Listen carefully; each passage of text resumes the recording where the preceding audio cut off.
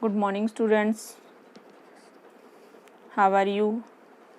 Today we will discuss about Constitution, जो कि हमने लास्ट वीडियो में भी किया था डिस्कशन, जिसके बारे में लास्ट वाली वीडियो में हमने डिस्कस किया था कि भारतीय जो संविधान है वो हमें क्या देता है, वो हमारे लिए क्यों ज़रूरी है, वो हमारे लिए किस तरीके से शक्तियों का बंटवारा करती है और हमारे समाज लिए वो क्यों ज़रूरी है।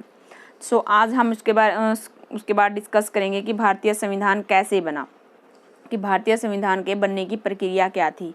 भारतीय संविधान के बनने के साथ की जो प्रक्रिया है वो इस प्रकार है।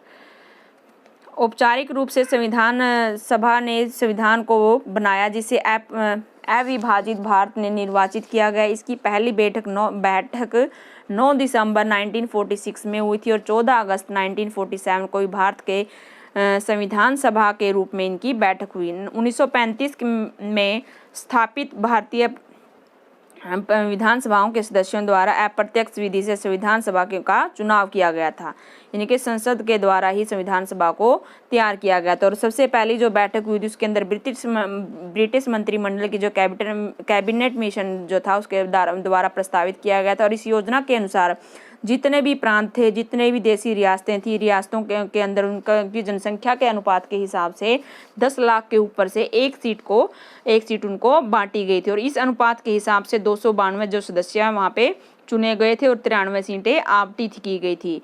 प्रत्येक प्रांतों में 3 प्रमुख सदस्यों, इनके मुस्लिम, सिख और सामान्य में से जनसंख्या का अनुपात में बांट दिया गया था और प्रत्येक सदस्यों को प्रतिनिधि के रूप में चुना गया और उनके लिए अनुसमानुपातिक प्रतिनिधि और एकल संक्रमण पद्धति का प्रयोग किया गया। देशी रियासतों के प्रतिनिधियों के चुनाव का तरीका उनके परामर्श से किया गया था। अध्याय में पिछले आपने 3 कारकों पर प्रकाश डाला जो संविधान सभा को प्रभावी और सामान्य के योग्य बना और सम्मान के योग्य बना। भारतीय संविधान इस परीक्षा को किस हद तक कामयाब बनाता है, यानी कि भारत संविधान का स्वरूप, यानी कि संविधान सभा का स्वरूप किस तरीके से तैयार किया गया, संविधान सभा को किस तरीके से बनाया गया। 3 जून 1947 की योजना के अनुसार विभाजन के बाद वे सभी प्रतिनिधि संविधान सभा के सदस्य नहीं रहे जो पाकिस्तान क्षेत्रों से चुने गए थे। यानी कि जब भारतीय संविधान को बनाया जा रहा था उसके बीच दौरान ही भारत देश को आज़ादी मिली थी। और जब भारत देश का विभाजन हो चुका था, यानी कि जब प्रतिनिधि चुने गए थे उस वक्त जो पाकिस्तान के भी कुछ सदस्य उसके अंदर शामिल थे, लेकिन 3 जून 1947 के अंदर उन पाकिस्तानी सदस्यों को उसके अंदर शामिल नहीं किया गया था, क्योंकि भारत एक अलग देश बन चुका था और पाकिस्तान जो है वो एक अलग देश बन चुका था। संविधान सभा के वास्तविक सदस्यों की संख्या घटकर 299 रह गई थी और 26 नवंबर 1949 को कुल 284 सदस्य उपस्थित रहे थे, जिन्होंने अंतिम रूप जो देकर संविधान सभा पर हस्ताक्षर कर दिए थे। इस प्रकार इस पद्धति के अंदर विभीषिका और हिंसा के बीच संविधान सभा का निर्माण, यानी कि इस प्रकार हिंसा के उभरने के बाद, यानी कि भारत देश के अंदर उस वक्त बहुत ज़्यादा हिंसा फैली हुई थी, क्योंकि भारत और जो पाकिस्तान है वो दोनों देशों का अलग अलग विभाजन हुआ था। लेकिन उसके बावजूद भी जो है भारतीय संविधान जो निर्माता थे उन्होंने अपने पैरों को डगमगाने नहीं दिया, इनको उन्होंने अपने धैर्य को बनाए रखा कि उन्होंने संविधान को बनाने का फैसला है वो उसको मंद नहीं पड़ने दिया, उसको ढीला नहीं पड़ने दिया। इस बीच में हमें अपने जो संविधान निर्माता है उनकी बहुत ज़्यादा प्रशंसा करनी पड़ेगी कि उन्होंने न केवल अत्यधिक दबाव में एक संविधान का बनाया, बल्कि विभाजन के कारण अकल्पनीय हिंसा से यही सबक लिया कि संविधान से नागरिक की कोई एक अवधारणा प्रस्तुत की। इसके अंतर्गत अकल्पनीय और न केवल सुरक्षित होगी बल्कि धार्मिक पहचान और नागरिक अधिकारों को भी कोई प्रभाव नहीं पड़ेगा। लेकिन संविधान सभा के संगठन की यह विवरण केवल सतही तौर पर ही हमें बताता है कि संविधान से बना कैसे, और यद्यपि हमारे संविधान में सार्वभौमिक विश्व मताधिकार के आधार नहीं चुने गए, पर उसे ज़्यादा से ज़्यादा प्रतिनिधि परक बनाने की गंभीर प्रयास किए गए।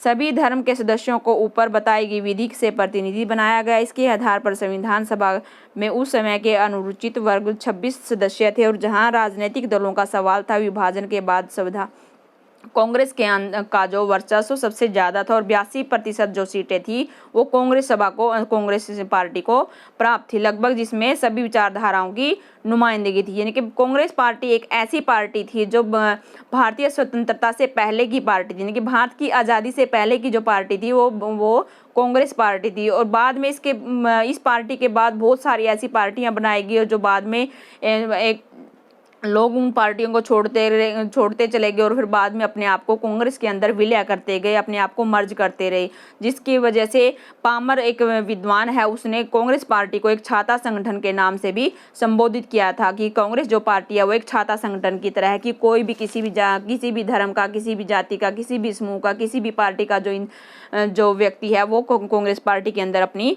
शरण ले सकता था। संविधान सभा में कामकाज की शैली कि संविधान सभा के अंदर कामकाज किस तरीके से किया जाता है, उसकी कार्यविधि क्या थी, उसकी कार्यविधि के बारे में हम पढ़ेंगे। संविधान सभा की सामान्य कार्यविधि भी सार्वजनिक विवेक का महत्व स्पष्ट दिखाया जाता है। विभिन्न मुद्दों के लिए संविधान सभा की 8 मुख्य कमेटी है। आमतौर पर जवाहरलाल नेहरू, राजेंद्र प्रसाद, सरदार पटेल और मौलाना आज़ाद अम्बेडकर इन कमेटियों की अध्यक्षता करते थे। ये ऐसे लोग थे जिनकी हर बात एक दूसरे के समान नहीं थी। यानी कि जरूरी नहीं है कि जिन लोगों ने संविधान का निर्माण किया, हमारे जो संविधान निर्माता थे राजेंद्र प्रसाद, सरदार वल्लभ भाई पटेल और भीमराव अंबेडकर, ये सभी अलग अलग विचारधारा के लोग थे। इनके जरूरी नहीं थे कि इन सबके विचार, लेकिन इन सब ने अलग अलग विचारधारा होने के बावजूद भी इकट्ठे मिलकर संविधान के लिए काम किया। और इन सभी ने, जबकि अंबेडकर तो जो कांग्रेस पार्टी के कड़े आलोचक थे, वो मानते थे कि ये कांग्रेस जो पार्टी है अनुसूचित जाति के उत्थान के लिए पर्याप्त रूप से काम नहीं करती। पटेल और नेहरू के बीच में भी बहुत सारी ऐसी असहमति पैदा होती जिनकी वजह से वो एक दूसरे की बातों से सहमत नहीं थे, लेकिन फिर भी इन सब ने मिलकर संविधान के लिए इकट्ठे काम किया। कुछ प्रावधानों का प्रारूप तैयार किया, जिनके बाद भी पूरी संविधान सभा में चर्चा की गई। आमतौर पर यह प्रयास किए गए कि फैसले आम राय से ना हो, बल्कि कोई भी प्रावधान किसी खास हित के समूह के पक्ष में ना हो। यानी कि बहुत सारी चर्चाओं के बाद भी ये फैसले किए जाते थे कि कोई भी जो फैसला है वो निजी हित के लिए ना हो, वो पूरे समाज के लिए, पूरे देश के लिए, पूरे विश्व के, हमारे जो भारत देश के लिए हो। इन सब बातों का पूर्ण रूप से ख्याल रखा गया और अंत में जाके 2 वर्ष 11 महीने और 18 दिनों के बाद 166 दिनों तक चली इस बैठक के बाद इस स्तर अखबारों और आम लोगों के लिए खुले हो गए। यानी कि 2 वर्ष 11 महीने और 18 दिनों के बाद भारतीय संविधान को बनाने का पूर्ण रूप से काम संपूर्ण हो चुका था। राष्ट्रीय आंदोलन की विरासत, यानी कि राष्ट्रीय जो आंदोलन था उसमें संविधान को बनाने में वो उसका क्या हाथ था। लेकिन कोई भी संविधान केवल अपनी संविधान सभा के बूते ही नहीं बनता। भारतीय संविधान इतनी विविधतापूर्ण है कि सामान्य ढंग से ही नहीं कर सकती। यदि उसके पीछे इन सिद्धांतों पर आम सहमति न होती थी जिन्हें संविधान में रखा जाता था, इन सिद्धांतों पर स्वतंत्रता आंदोलन के दौरान सहमति बनी। इस तरह से संविधान सभा केवल उन सिद्धांतों के मूर्त रूप आकार दे रही थी जो राष्ट्रीय आंदोलन में विरासत में प्राप्त थे। संविधान लागू होने के दशक पूर्व से ही राष्ट्रीय आंदोलन उन प्रश्नों पर चर्चा करती जो संविधान के लिए प्रासंगिक थे कि भारतीय सरकार का स्वरूप कैसा होना चाहिए, सरकार की संरचना कैसी होनी चाहिए, हमें इनकी मूल्यों का समर्थन करना चाहिए, हमें किन असमानताओं को दूर करना चाहिए। इन सभी बहसों पर प्राप्त निष्कर्षों को इस संविधान का अंतिम रूप प्रदान किया गया। और इन सभी बातों को ध्यान में रखते हुए भारतीय संविधान को एक भूल भुलैया के रूप में, यानी कि बहुत सारे संविधानों से हमारे जो संविधान निर्माता है उन्होंने बहुत सारे दूसरे अन्य राष्ट्र देशों के संविधानों से उनकी विशेष प्रावधानों को इसके अंदर निहित किया गया। संस्थागत व्यवस्थाएं, यानी कि संस्थाओं के अंदर एक संतुलन बनाना, उनके बीच में तालमेल बनाना। संविधान को प्रभावी बनाने का तरीका का तीसरा कारण यह है कि सरकार को सभी संस्थाओं को संतुलित ढंग से व्यवस्थित किया जाए। मूल सिद्धांत यह रखा गया कि सरकार लोकतांत्रिक रहे या जन कल्याण के लिए प्रतिबद्ध हो। संविधान सभा में शासन के विभिन्न अंग, विधान पालिका, कार्यपालिका और न्यायपालिका के बीच में संतुलन स्थापित करने के लिए बहुत ज़्यादा विचार विमर्श किया गया। संविधान सभा ने संसदीय शासन व्यवस्था को संघात्मक और व्यवस्था का स्वीकार दिया और विधान पालिका कार्यपालिका के बीच एक दूसरे को केंद्रीय और राज्य सरकारों के बीच में शक्तियों का सही तरीके से वितरण करती है। यानी कि इसके बावजूद भी भारतीय संविधान के अंदर बहुत सारी ऐसी बातें हैं जो भारतीय संविधान के लिए होना बहुत ज़्यादा जरूरी था। लेकिन लेकिन इन विचारों का लेना कोई नकलची मानसिकता का परिणाम नहीं है, बल्कि बात इसे बिल्कुल अलग थी। यानी कि भारतीय संविधान ने बहुत सारे विभिन्न देशों के संविधानों के से जो प्रावधान लिए थे, यानी कि उसको अगर हम ये सोचे कि भारतीय संविधान ने दूसरे संविधानों की नकल की है, तो ये कहना बहुत ज़्यादा गलत माना जाएगा। कि भारतीय संविधान ने बहुत सारे संविधानों की अच्छी बातों को भारतीय संविधान के अंदर निहित किया है, और ये करना उनके लिए बहुत ज़्यादा उचित सिद्ध हुआ। और ये सब बातें भारतीय संविधान में आज तक भी जो है सही तरीके से प्रमाणित की गई। और भारतीय संविधान इतना लचीला होने के बावजूद भी भारतीय संविधान के अंदर संशोधन किए जाते हैं। भारतीय संविधान हर किसी बात को मतलब एक जैसे कठोर ना हो गए, भारतीय संविधान एक लचूला, सुदृढ़ और लिखित संविधान भारतीय संविधान निर्माताओं ने इसको बनाया है। और जिस तरीके से आप इस पिक्चर के अंदर देख सकते हैं कि विभिन्न देशों के संविधानों से लिए गए प्रावधान, कि भारतीय संविधान ने किन किन देशों से कौन से जो प्रावधान है हमारे इस भारतीय संविधान में निहित किए हैं, वो कौन कौन से हैं। सबसे पहले हैं ब्रिटिश जो संविधान है उससे क्या क्या बातें ली गई हैं। ब्रिटिश जो संविधान है उसे कौन कौन सी बातें ली गई हैं।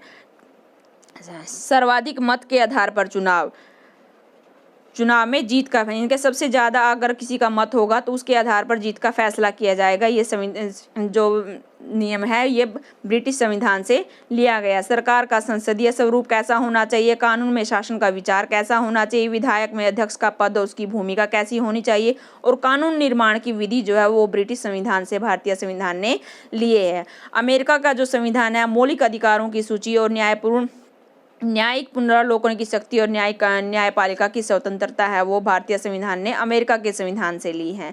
और आयरलैंड का संविधान जो था, राज्य के नीति निर्देशक जो तत्व